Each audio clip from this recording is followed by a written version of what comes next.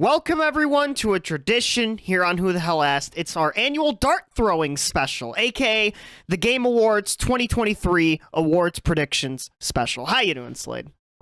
I'm doing fantastic today. That's right. We have gotten the Game of the Year nominees announced for all the individual categories, and like we do every year, we're gonna go over all of the nominees and then predict which one we think is going to win it, as well as choose exactly which ones we would like to see win them ourselves.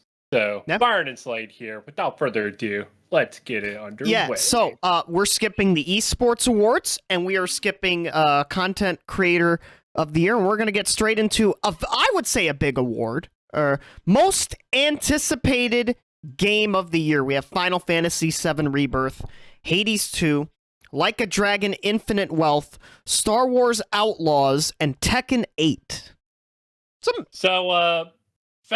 Interesting lineup here because Byron, you mentioned to me that you thought there was a game that got snubbed from this category. Yes. Now, I get why, and we talked about this in our regular news episode, Rockstar has the next Grand Theft Auto game coming out in the near future. If the Take-Two CEO is like, hey, we're like gonna like triple our like net bookings for the next fiscal year. And so, obviously, next GTA game would have won this award if it was nominated in it, but since it isn't technically officially announced yet, and B, unknown if it actually is coming out in 2024, I see why it didn't get nominated. Yeah, with it not being officially announced, I imagine that was the whole reason for its snub. Otherwise, it would win this category absolutely free, not even close. Yeah.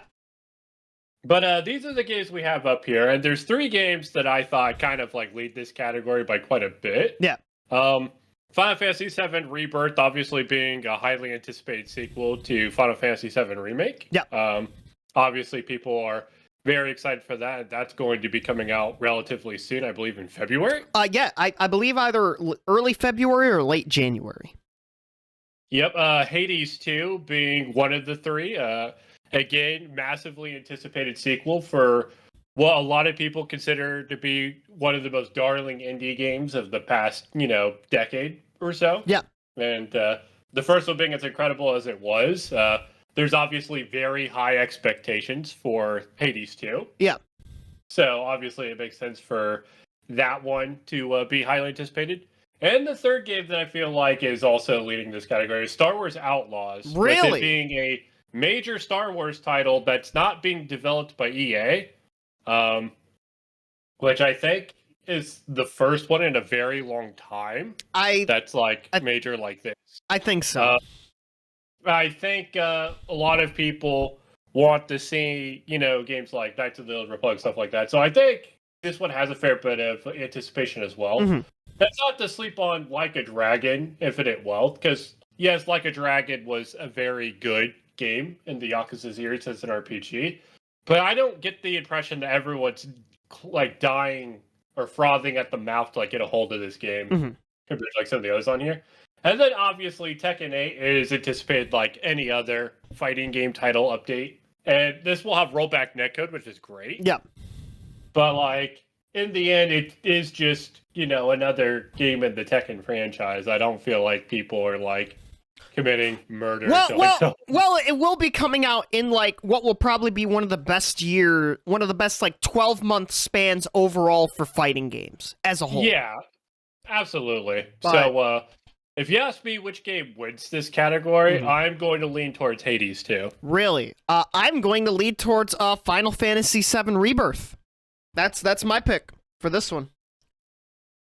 So, Byron and I differing picks here, which is absolutely fantastic. Yep. Love to see it on the channel. Now, obviously, my genuine most anticipated game of 2024 is The Plucky Squire, but it's not even fucking nominated on here. Thanks, Keeley. No, I'm joking. Oh, yeah, and then obviously for me, it's the Thousand Year Door remake. Yeah. But in terms of these games, which do you think should win it, in your opinion?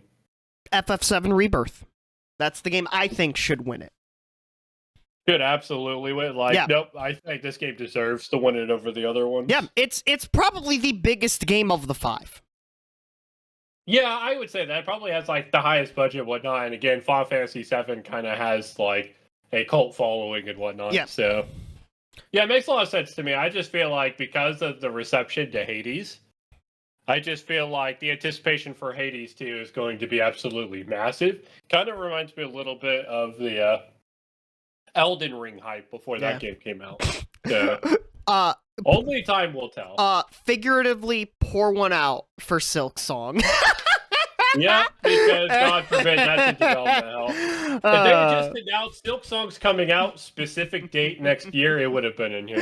It probably would have. All right. Our next category is the best adaptation, which is the best video game, movie, TV show, etc. We have Castlevania Nocturne, the Gran Turismo movie, the Last of Us series, the Super Mario Brothers movie, and the Twisted Metal series. Yeah, this one's a slam dunk. Mario movie. Yeah, I do think the Super Mario movie wins, and it's not particularly close. But I do want to say this was actually a particularly super stacked category. Castlevania Nocturne, as well as the Castlevania series as a whole, has been extremely positively received. Yeah. The Last of Us is a very popular, mainstream, HBO series that even casual people are, like, actively talking about. Yep. So, like, it's obviously very popular as well. It probably would have won any other year. Yeah. But the Super Mario Bros. Movie, hands down, with it being one of the highest grossing films of the year. Yeah. Not to mention a finally good Mario adaptation to the big screen. Like, it's a slam dunk, like you said. It's an absolute no-brainer. Yeah, slam dunk, Super Mario. But this category is going to keep getting interesting year over year with more video game movies that are actually getting good. Yes, absolutely. All right, so our next category, Slade, it is best multiplayer game. We have Baldur's Gate 3, Diablo 4, Party Animals, Street Fighter 6, and Super Mario Brothers Wonder. Very funny choices for this category, I'm gonna say. Yeah, the choices in particular are a little baffling. I feel like Baldur's Gate 3 is more well-known for being a single-player experience than being multiplayer. Maybe that's just me. To be honest, I didn't even know Baldur's Gate 3 had multiplayer. I'm not gonna lie. A lot of people didn't, but I don't know. Looking at this overall, I feel like a lot of interesting choices. If it were up to me to choose, I would actually pick Party Animals. Honestly, yes. That's my choice. That's the game I think is gonna win. We're gonna have some surprise, like, oh, this one? Party Animals, from all I've seen, from all I've heard from people who've played it, it's a fun party game. You can do, I think, up to 8 players. Which I feel like that's in the spirit of multiplayer. You can get a lot of people together to have just some silly, goofy fun. Yeah, but that being said, the one I think will actually win it, which I don't even think makes sense for this category, I think they're going to give it to Baldur's Gate 3 just to stack it with more awards, because to me, spoilers, it's probably the highest rated game of the year. Yeah. No. I don't know. It just feels weird. I don't think it belongs in this category. Yeah. So if typically from previous experience, when they shove games into categories that usually we don't think they belong to, it's typically because they want to just give it another award. And I get the impression that's probably going to happen here. I'm going against the grain. I'm sticking good old Party Animals. I do agree that Party Animals should win this category. I know you can make a lot of argument for, like, maybe Street Fighter 6 and whatnot. But Party Animals all the way. Party Animals sweep. It's just, like I said, Baldur's Gate 3 being in this category is super bizarre to me. And then, of course, Diablo 4 being Diablo 4. All right, let's move on. We have up next the best sports racing game. We have EA Sports, FC 24, F1 23, Forza Motorsport, Hot Wheels Unleashed 2 Turbocharged, and the Crew Motorfest. Yeah, so right at the top of the key here, a lot of racing titles. Yeah. Like, literally 4 of them in a soccer game. Like, To me, this is actually kind of a difficult choice because I'm between Forza Motorsports and the Crew Motorfest. Yeah. I think it could go either way. I'm going to go ahead and predict that it's going to be the Crew Motorfest that ends up winning it, but I'm not surprised at all if Forza ends up picking it. You know what? I guess I'll take the other big one. Forza. I think Forza is going to be the one that wins the category for this one. Yeah, like I said, either result would not surprise me in the slightest. Yep. And I do also believe that those are probably the two most deserving games to win between those two. I've heard good things about Hot Wheels Unleashed too. Seems like a fun enough time, but all right, our next award. This one I find very interesting, considering the games nominated. We have the best sim strategy game for real-time, turn-based simulation or strategy gameplay. We have our ill-fated Advance Wars. 1+2 reboot camp. Yeah, City Skylines 2, Company of Heroes 3, Fire Emblem Engage, and Pikmin 4. Never thought I'd see Nintendo hog this category in my life. But never in my life, and not only that, but like, call me crazy, I don't feel like Pikmin belongs to this category either. It's a strategy. It's more game. like a puzzle game than it's a strategy game. I don't know. Either way, this category seems to me far and away one of the easiest to predict. It's Pikmin 4. Really? Yeah, I think City Skylines 2 and Company of Heroes 3 have an outside shot of like winning.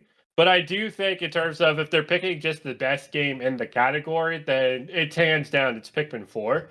Fire Emblem Engage is a massive step back from Three Houses. Mm-hmm. And not even the fans of Fire Emblem really appreciate this game compared to like previous releases. So casual fans already have gone back to playing Three Houses for the most part anyway. Yeah. So like that game doesn't have a ghost of a chance of winning. Yeah. And Advance Wars 1+2 reboot camp, we can't have nice things when it comes to this game. What if it does win? I'm not saying it will, but what if it does? That would be stunning. Yeah. I would be legitimately shocked. Yeah. But like I said, Pikmin 4 is the best game in this category. It's Pikmin 4. My gut says City Skylines 2 is Like I said, going to be the winner. I can see that. I do think it has an outside shot. My gut just says I don't think a Nintendo game wins this, which is very funny. This, like, I think the first year, this is basically a Nintendo category with a couple of exceptions, which is hilarious. But man, all right, our next award, Slade, it is the best family game. So we have Disney Illusion Island, Party Animals, Pikmin 4, Sonic Superstars, and Super Mario Bros. Wonder. So, alrighty. This one is going to be interesting. This is an interesting category. It is definitely not something that's like super predictable. Yeah. Because like a lot of these games here are really good like family titles and whatnot. I feel like Sonic Superstars is the redhead stepchild here. It's definitely the one that sticks out like a sore thumb. You know, I was going to say that for Pikmin 4. I'm not going to lie. That one sticks out like a sore thumb to me as well. I don't know. I think at Pikmin 4, especially because like I think Pikmin's been nominated for this category previously. I was just talking about in terms of pure video game quality. Well, okay. Let me say this. Pikmin 4 is the one game out of the group that doesn't have multiplayer. Or that doesn't really have multiplayer. It does, but it doesn't. I mean, Sonic Superstars might as well not. That multiplayer is straight up trash. Yeah. Yeah, but I think Byron and I's vote's going to be pretty predictable. I'm going with Super Mario Bros. Wonder to win the category. I think Party Animals has a legitimate outside shot to win, though. You know, I was going to say Wonder, but I'm going to go with the Party Animals sweep, baby. Party Animals sweep, baby. Party Animals, I think, will win best family game, but I would not be shocked if Mario Bros. Wonder won. Well, and my argument to you is one of these games is the Game of the Year candidate, and the other isn't. So one of them has a cool, my entire thought process. One of them has a cool crocodile. The other doesn't. That is true. That is one dope crocodile. I could also see Disney somehow winning this because when you think of family, you think Mickey Mouse. You think they'd have to pay them off so hard. Lord. I've heard it's a decent game, by the way. No, absolutely. The game isn't bad by any means, Yeah. but it's just like, yeah, I don't know. I think Mario claims it. All right, our next. All right, next category. Ooh, best fighting game. We said earlier this is quite the year for fighting games. We have God of Rock, Mortal Kombat 1. Our favorite game to cover on this channel, Nickelodeon All-Star Brawl, its sequel, All-Star Brawl 2, Pocket Bravery, and Street Fighter 6. So, obviously, this is a two-horse race between Mortal Kombat 1 and Street Fighter 6. Let's just get that out of the way. Yeah. This is an extremely hard choice. This is possibly, like, the hardest category to pick. This is an easy one for me. This is an easy one. Street Fighter 6 all day. You think so? Yes. I don't know. Mortal Kombat 1's really positively received, tell me. Well, so was Street Fighter 6. Well, yeah, that's what I'm saying. Like, I'm not really. I'll say this: Street Fighter 6 is probably the first Street Fighter to be a good casual product outside of like its hardcore base, due to the implemented single player mode, the like custom character stuff, and all that. Yeah. That gives it the edge to me as well. That's why it's my pick. Yeah. But I don't know. I don't think it's free. I think Mortal Kombat 1 with like the guest characters and whatnot that are really exciting, and like this style of gameplay, the polish. Honestly, the polish is the number one thing I think of when I think of Mortal Kombat 1. Yeah. I don't know, Byron. This is actually like a really tough choice, but I'm with you. I do think Street Fighter 6 wins the category. Yeah. If Nick All-Star Brawl 2 somehow wins, that'd be the funniest thing ever. Zero shot. I know there's zero shot, but it would be funny. It would be funny. Surprised they didn't shove party animals in here. Technically, it is a fighting game, by the way. I will say this: if Tekken 8 wasn't delayed and released this year, then this would have been probably the most stacked I've ever seen the fighting game category of all time. Yeah. Oh my god. Yeah. True. I just realized that. Probably like one of the like mobile fighting games would have been taken out in place of Tekken 8. Oh yeah, it's probably either or in place Nickelodeon All-Star Brawl or Pocket Bravery that gets taken out. That's right to say it. I think Pocket Bravery would probably be taken out. But all right, our next award slate. It is the best.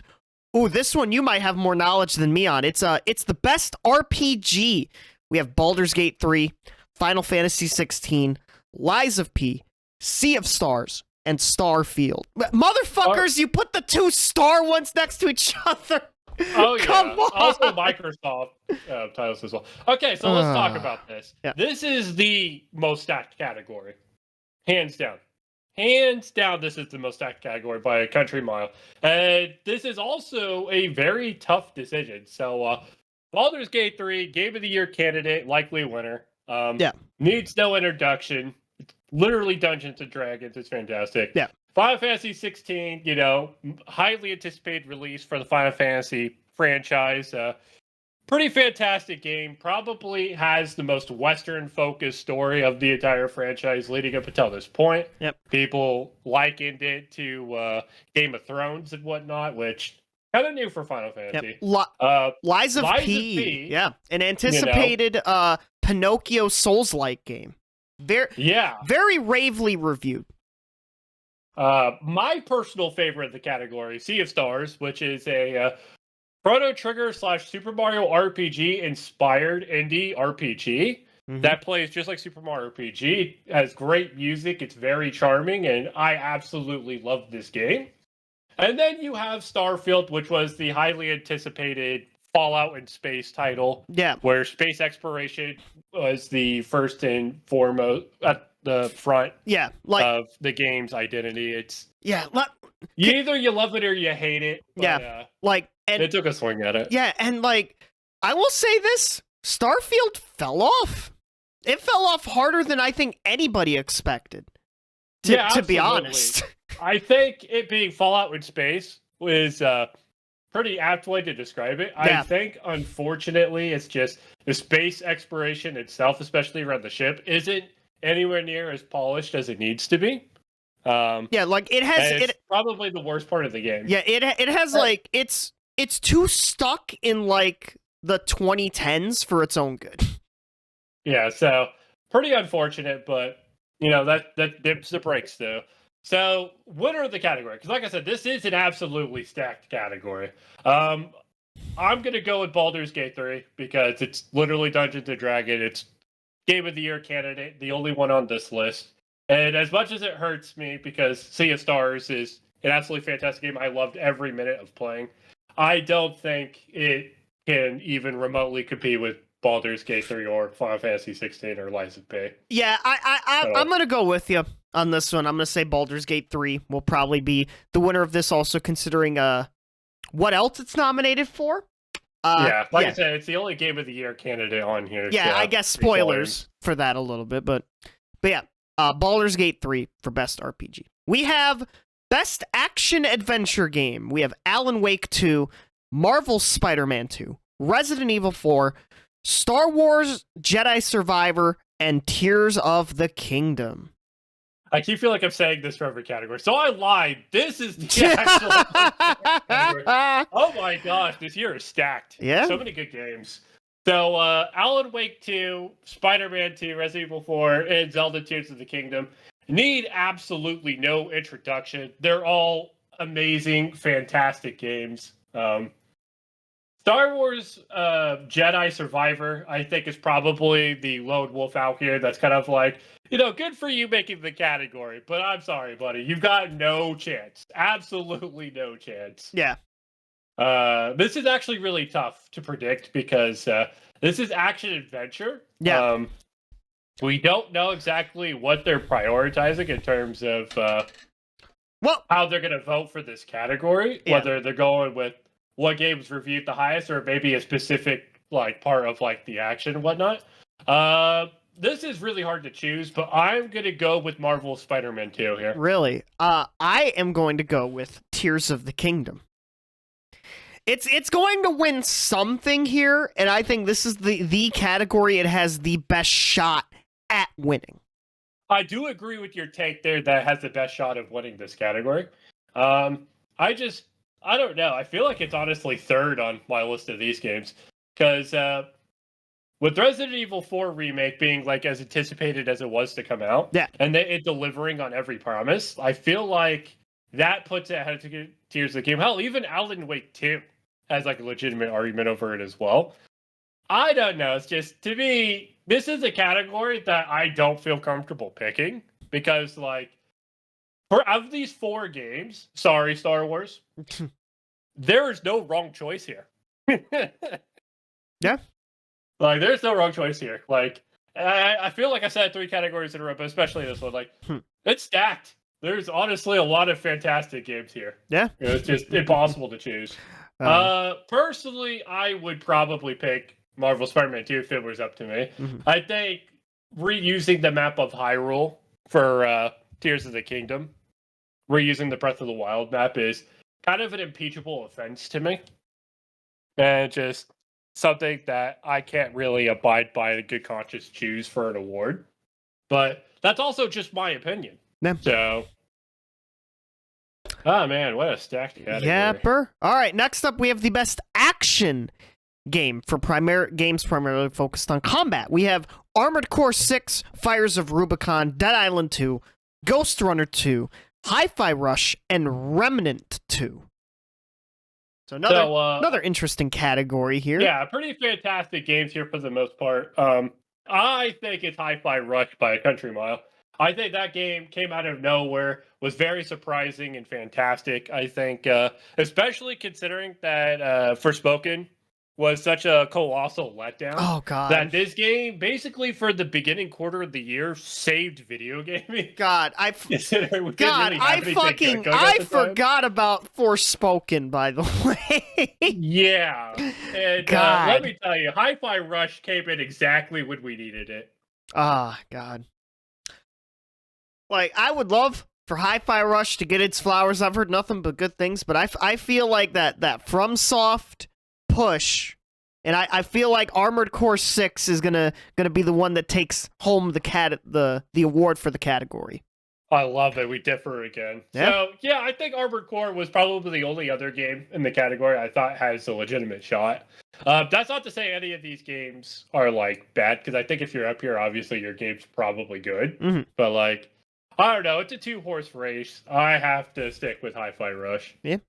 Alrighty, our next category, Slade. It is the best VR AR game. We have Gran Turismo 7, Horizon Call of the Mountain, Humanity, Resident Evil Village VR mode, and Synapse. So this one, I think it's going to be a fairly easy choice. I think it's going to be the Horizon game. I'm with you there. I think, and I'm not as well versed in VR games as like most other games, primarily because I just don't really have an interest for VR due to motion sickness. Yeah. Typically, when it comes to the VR category, usually there's one that absolutely stands out from the competition. Yeah, like, that just is a no-brainer winner. A few years ago, it was Half-Life Alyx. That was like the big VR game. That was going to be the game that was going to define VR gaming for the future. Yeah, absolutely. And most other VR games are just rehashes of titles that they've previously released. Yeah. I know Synapse here is kind of like not in that category of previously released game, but like I just don't think it beats Horizon Call of the Mountain. Yeah. Personally. All right. Yep. We'll go ahead and move on. Our next category, this fucking best mobile game. We have Final Fantasy VII Ever Crisis, Hello Kitty Island Adventure, Honkai Star Rail, Monster Hunter Now, and Terra Nil. This one's the easiest one to predict.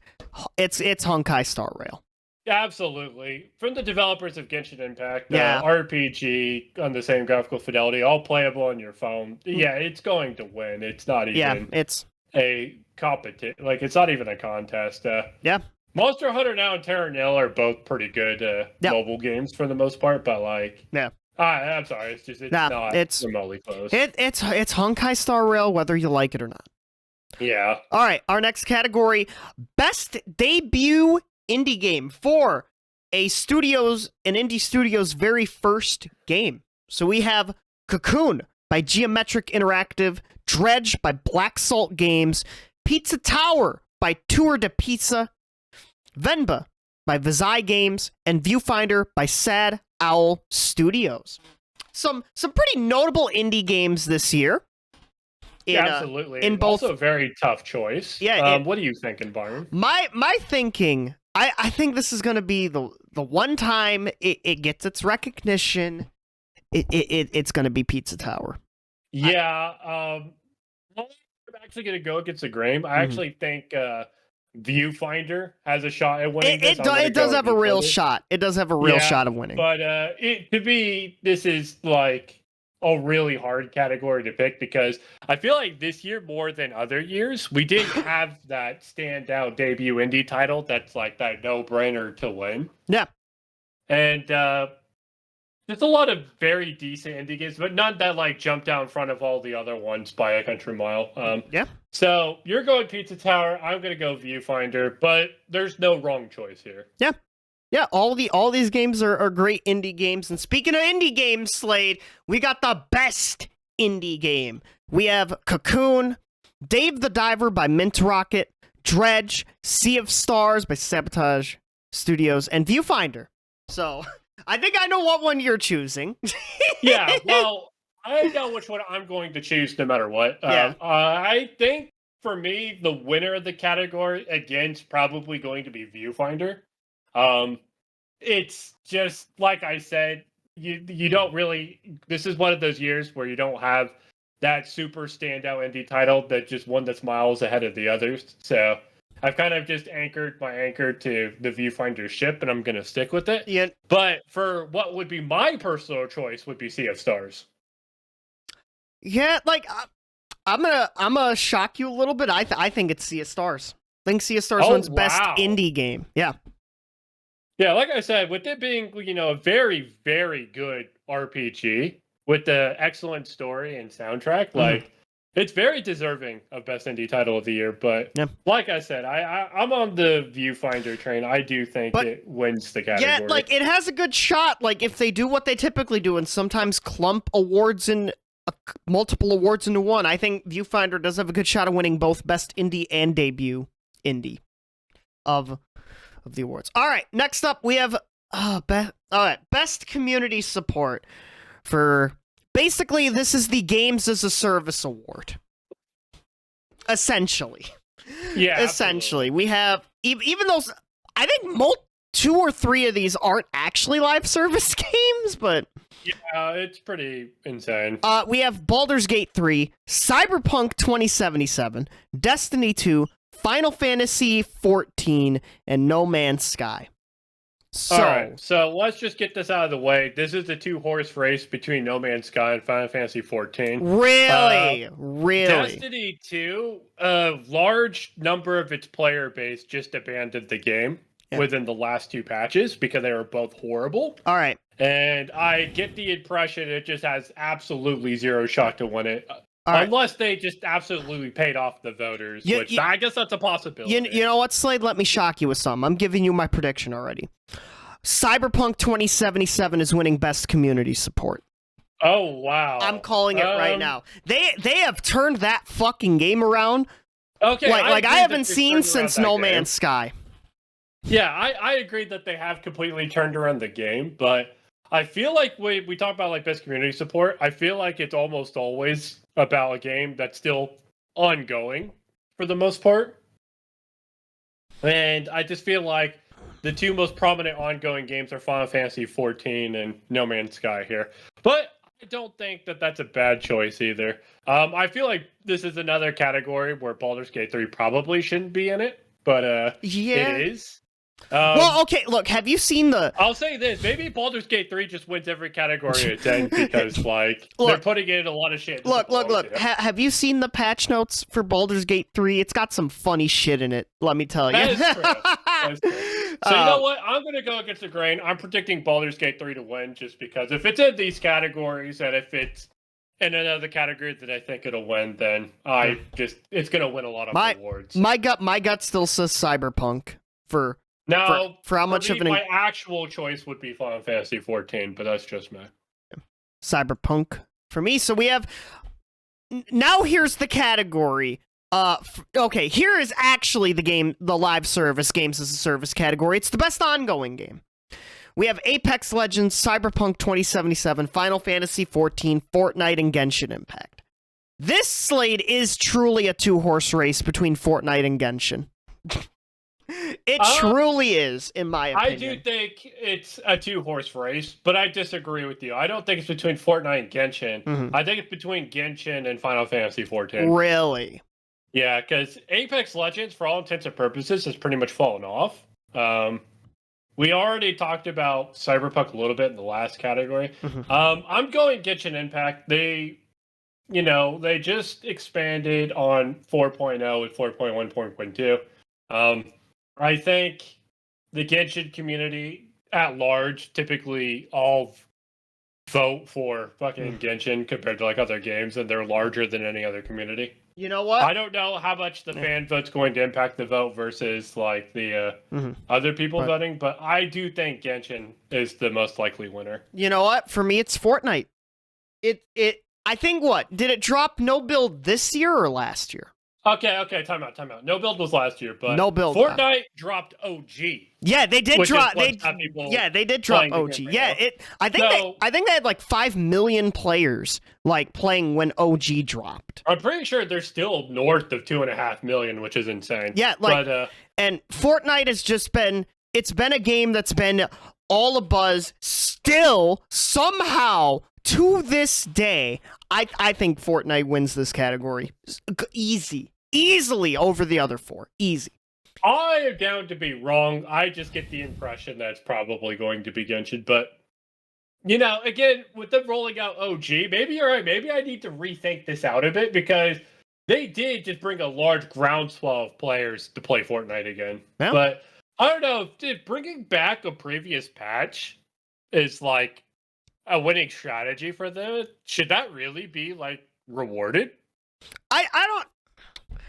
It's like, hey, we might have fucked up over the past few years. We're going back. I think even without OG, I'd probably still pick Fortnite, honestly.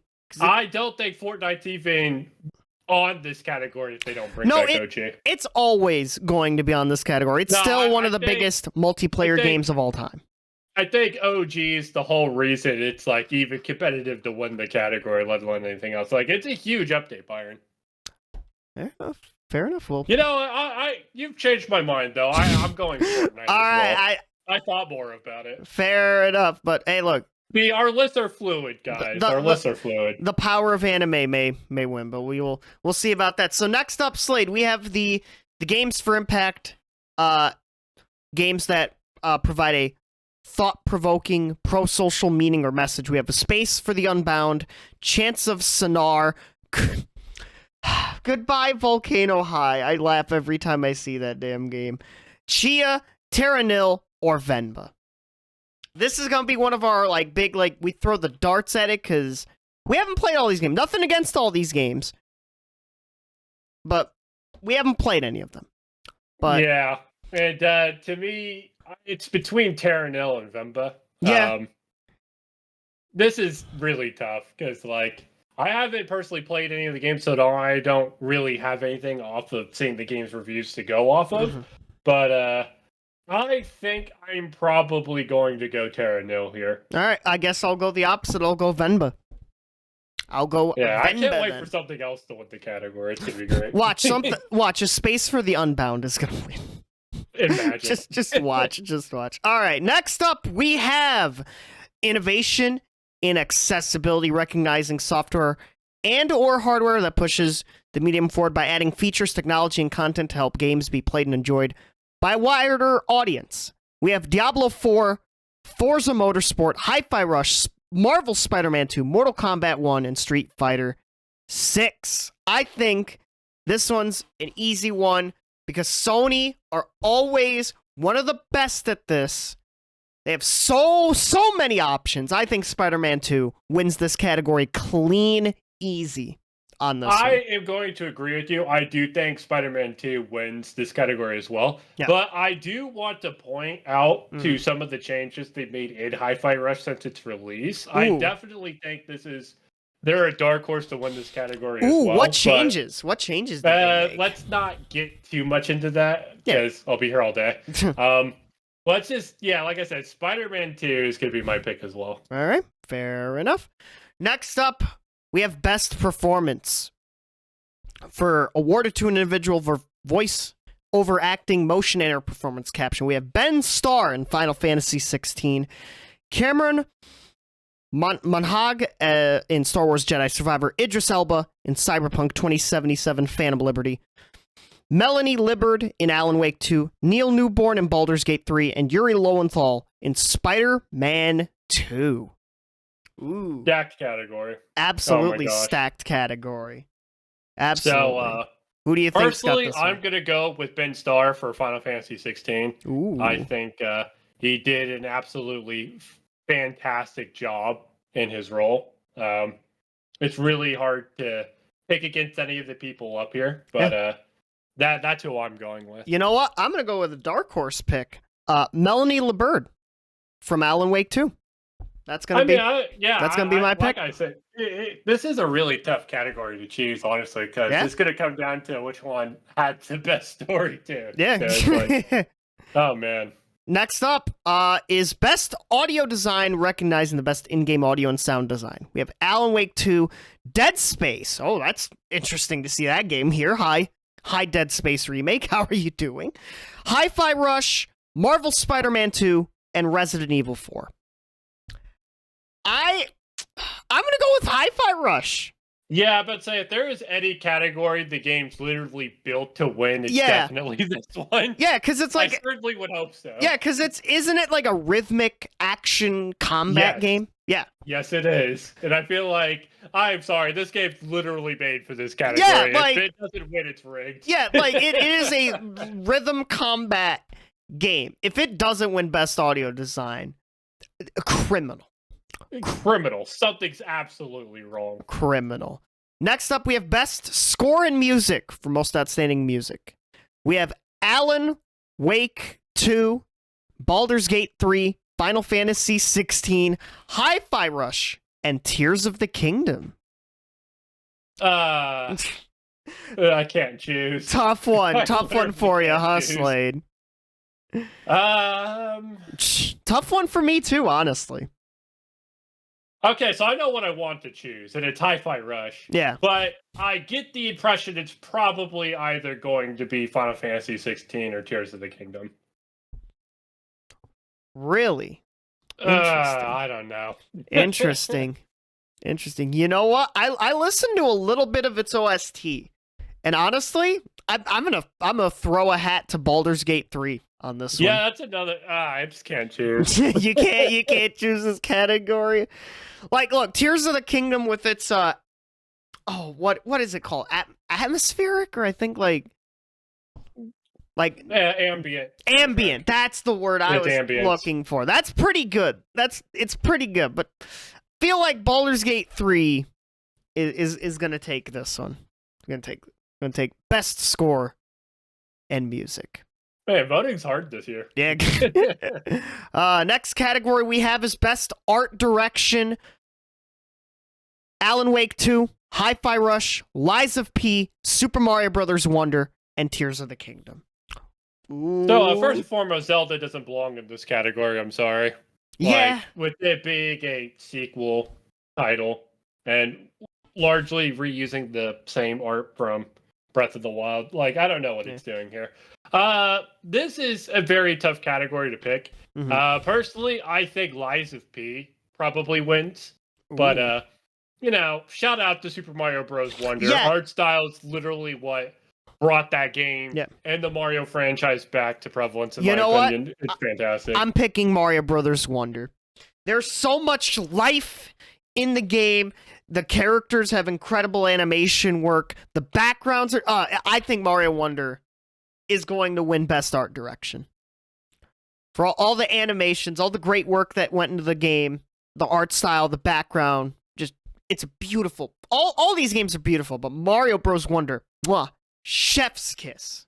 Chef's kiss. That's what I would pick if I were voting, but I do think that Lies of P probably wins. Yeah. Next up, we have Best Narrative, Alan Wake 2, Baldur's Gate 3, Cyberpunk 2077 Phantom Liberty, Final Fantasy 16, or Marvel's Spider-Man 2. All right, so let's just get this out of the way. Baldur's Gate 3 wins this category, hands down. I don't think it's remotely close. Yeah. Like I said, Final Fantasy 16 has a fantastic narrative and story. Don't get it twisted. Mm-hmm. But, you're not going to beat out the Dungeons & Dragons game in narrative. I'm sorry. Yeah. It's not happening, guys. Yeah. Alan Wake 2 is also a close one, but it's yeah, you're battling D&D. I'm sorry. It's not happening. All right, our second to last award. It's one of the two big ones. It's Best Game Direction for outstanding creative vision and innovation in game direction and design. We have Alan Wake 2, Baldur's Gate 3, Marvel's Spider-Man 2, Super Mario Bros. Wonder, and Tears of the Kingdom. Another very easy prediction. It's Baldur's Gate 3 once again, with it being, a unique take on the Dungeons and Dragons, formula and whatnot. You just haven't seen video games quite like this one. Okay, you know what? I don't think any of the other games could particularly compete for the category. I think a lot of these games would have won any other year, but this year it's all Baldur's Gate 3. You know what? I'm going to be Mr. Wild. I'm picking Mario Wonder for Best Game Direction. Oh, wow. That's crazy. I do think that the art direction for Super Mario Bros. Wonder, which is why I think it's more competitive in that category than it is in this one, is the number one reason why I think Super Mario Bros. Wonder is an absolutely fantastic game. Now, that being said, it is just your standard run-of-the-mill 2D platformer, even if it's got some drug-inducing segments. Now, I will give a shout-outs, by the way, to Tears of the Kingdom, because how the fuck does that game not break as more than it does? That is true. Because that is a technical marvel. It is one of the greatest technical marvels of our time. And it's on the Switch. It's on almost a decade-old hardware. It's insane. Yeah, if you put that, customization, putting stuff together, crafting, and into any other engine, that game would have fucking crashed and fell apart. Like I think I mentioned before, if Ubisoft made Tears of the Kingdom, it'd be one of the worst games of all time because of how many crashes and bugs there'd be. Yeah, absolutely. So, like, I could see Tears of the Kingdom winning from that aspect. Innovation in game direction and design. Like, Tears of the Kingdom doesn't break much. Honestly, So, like, this is just between me and you. Honestly, I think Super Mario Bros. Wonder is maybe, like, the 4th game on this category. Like, it's, like, 4th on the list. I just don't see it winning, honestly.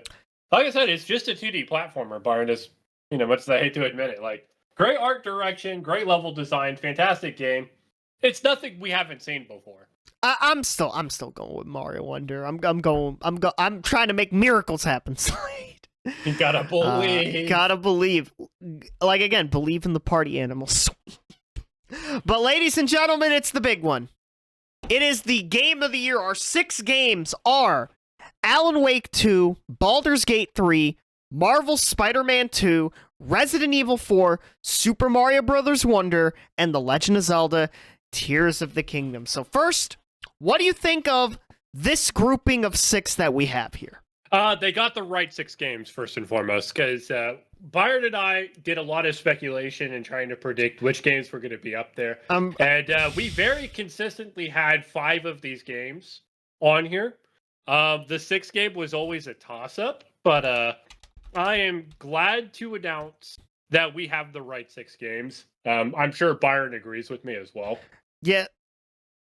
And if you think about it, there's no real snubs here. Like, you could make the argument against Resident Evil 4 from the standpoint that, oh, it's a remake, the new games should be on there as opposed to remake. So you could make that argument, and, like, you could probably pick a couple other games to put in Resi 4's spot, considering how many great games there have been this year. Yeah, like, if you wanted to disqualify Resident Evil 4 based on being a remake, then, maybe Lies of P or something gets in, or Hi-Fi Rush or something. But, like... Yeah. No, like I said, we got the right 6 games. I think Resident Evil 4 being a remake, it's different enough from the original that it constitutes its own slot, in my opinion. Yeah. And not only that, but it's also just an absolutely incredible fucking video game.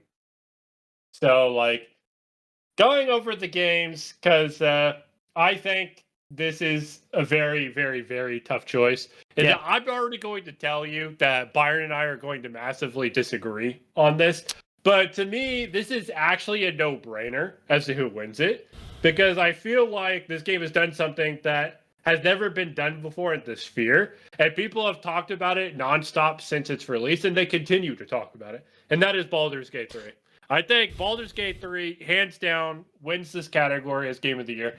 And hands down, wins the most awards out of any game that is put up for anything this year. To me, this is Baldur's Gate 3's world, and we're all just living in it. You know what, Slade? You're wrong.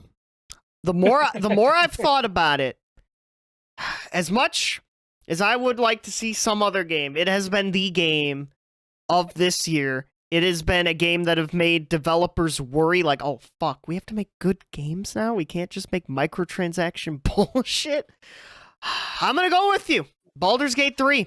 I think, well, it's not my personal game of the year. You'll hear more about that in, like, a month or so. But for Keeley's game of the year, I think Baldur's Gate 3 wins. I'm going to agree with you, Slade. Yeah, so I'm going to shock you and agree with you. Yeah, because I know when we did our video with Yoshi, I think a month ago, and we were predicting which games were going to be here, we had all the games but Alan Wake 2 on here consistently. And I think we kept disagreeing with the 6th title was. But that was only because I forgot about Alan Wake 2. Yeah. Yeah. Like, I completely forgot that game even came out. And I was like, oh yeah, that game did come out. It did. So yeah, like I said, it's great to see that they got the right 6 games. But also, it will be interesting to see if the trend of, games released in the first half of the year are the Game of the Year award winners. Because Baldur's Gate 3 was a second half of the year game. So if it wins, it breaks a trend that only one other game has broken with Keeley's Game of the Year. So I think that trend was more due to, like, circumstance and, like, it just happened that way rather than it was a conscious effort. Well, yeah, but it's just a very funny coincidence that that's happened for all but one game so far in the history of Keeley's Game of the Year. But all right, So out of these 6 games, if you could choose which one it would be, which one would it be? Oh, for me, it's Mario Wonder all day. For me, Hands down. For me, it's hands down Mario Brothers Wonder. For me, I do think Wonder was a pretty fantastic game. Unbiased, it's definitely Baldur's Gate 3. That's probably what I would vote for. I couldn't, in good conscience, pick Wonder or Tears of the Kingdom or Resi 4 over it. Yeah.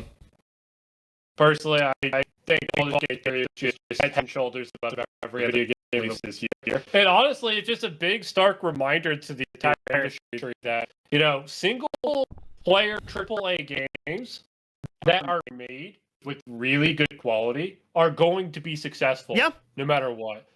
So, you can do whatever you want with microtransactions, battle passes, whatever you want to call it. In the end, the only thing that's important is whether you make a quality fucking video game. Period. End of story. Yeah, and that's very funny. All 6 of these games are big, major, high-quality single-player games. Yeah. And I like I said, it's just a resounding statement. Yeah, and I will note, poor Microsoft. They can't catch a fucking break. Yeah, you thought that Starfield would have been on this category for sure, because typically there's always a game that doesn't deserve to be in the category, and they try to, shill it to an extent.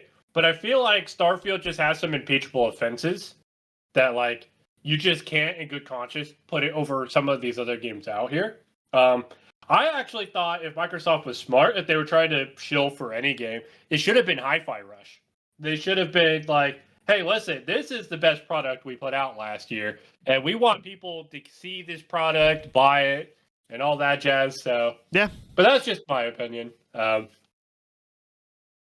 I said, you only see Nintendo and Sony on here from the big console companies, and again, you got regulars like Capcom, and it's just great year for video gaming. I think in review, what a fantastic year. Yep, I think this is the best year we've had since 2017.